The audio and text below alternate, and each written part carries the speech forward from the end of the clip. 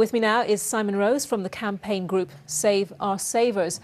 Simon, welcome. On the face of it, this would seem like good news.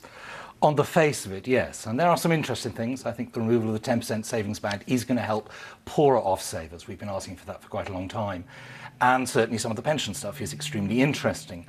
The problem is the Chancellor actually said we need the country to save more, and we aren't going to be saving more. This isn't going to increase savings at all. He places great store in what the Office for Budget Responsibility say, and they claim that the savings ratio, which was 8% 2 years ago, it's now only 5%, will be going down to 3%. So they don't believe any more people will be saving.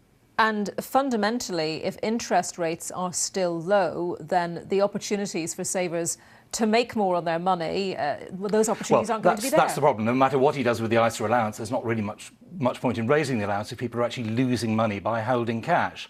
And that is a really big problem. Mark Carney, the Governor of the Bank of England, last night said prolonged periods of low interest rates create all manner of distortions and risk us getting into the sort of financial crisis that we had hoped we'd emerge from. And we've been inundated with savers today saying, you know, they look at the fine print and they just can't see what's in it for them. So it is rather nice that he's saying he's helped savers, but I can't help feeling that 5 years ago, 1 year before an election, he went on a Save a Wound campaign because, of course, pensioners particularly are, by and large, the group that votes most. And now, 1 year before an election, he seems to be wooing savers again. But I'm afraid I don't necessarily think it's actually going to help boost the savings level in this country. It's alarmingly low. And of course, a lot of people simply do not have the spare money to save anything.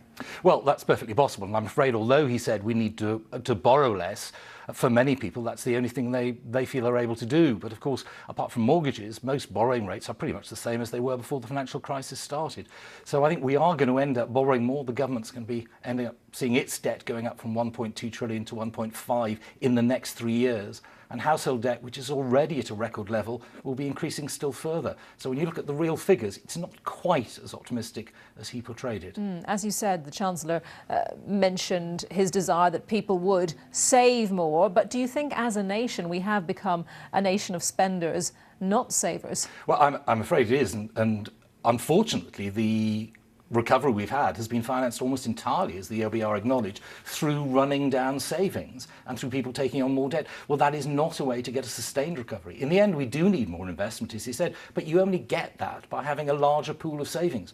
We say 3% we're going to be saving in a couple of years of our income, but to actually sustain pensions, that needs to be 15%, which is just so far adrift as to be incredible.